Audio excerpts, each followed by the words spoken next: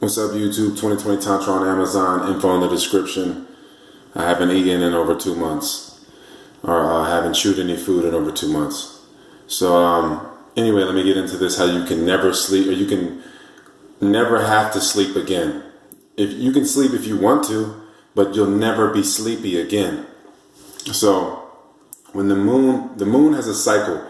It's 28 days. So you're going through 4 weeks. So the moon is going through 4 elements. Every 2 to 3 days, it goes through a different element. So the moon will go from Aries, which will be your fire element. You'll do your fire activities. You'll do your working out. You'll do your expressions that require fire. Things that require fire. You will do those in accord with that moon energy. So when the moon transit into Taurus, after Aries, then you have your earth energy. Then it's the energy around you, within you, is moving more slowly. So you do a more slow, deliberate energy, a more slow approach to life, more earth activities, slower activities that come with that energy, things that come with that type of elemental energy. So then you're going from Taurus to Gemini, so that's your air energy. That's when you should definitely be doing your conscious breathing.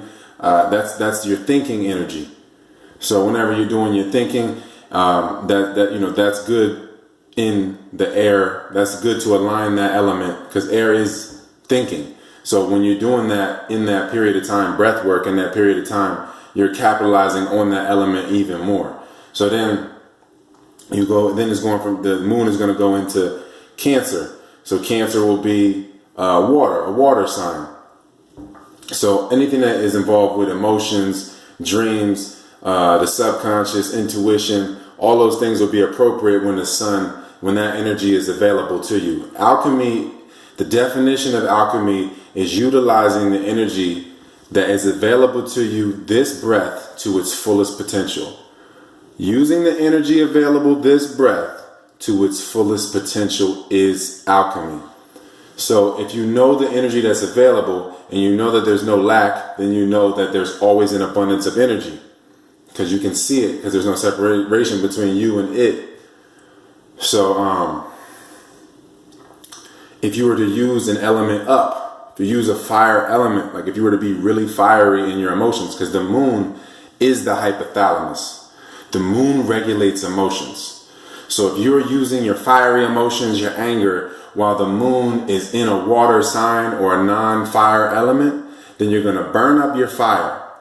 So when that happens, when the moon returns to the fire element, whether it's Leo, whether it's Aries, whether it's Sagittarius, whenever the moon is going into that next fire element, then you should sit still, because you used the energy last time. You misappropriated it. So now you have to sit still and accept and let that energy return to you, instead of fighting and trying to do what you want to do. The overall will is your truest will. Accept it. It doesn't help to do or think. It only helps to accept. So if you're thinking too much in a day, using your energy to think, then when the moon is in an air sign, you should sit still, in the sense of you should be more in your body. You shouldn't be in your mind. You shouldn't be thinking like that. You should be more in your body. Use the energy available, because it's all alchemy. If you used up too much energy on one day, that means you have an abundance another day. So then you have to empty that cup so that you can fill it the next time around. So if you've used up all your dream energy or whatever, your intuitive energy, when the moon comes into Pisces, you'll probably cry. Or if you haven't used it, you'll probably cry, because your cup will be so full of this emotional intuition and to change your life. And then you'll probably cry to empty the cup so that you can get the contrast. And then that's how you'll use the energy. The energy is going to get used one way or another. So you might as well use it consciously, because it's going to get used. Whether you go to sleep and use it, whether you use it consciously, whether you convert food into shit to use it, whether you have sex or whatever you're doing, it's all alchemy. Everything is alchemy.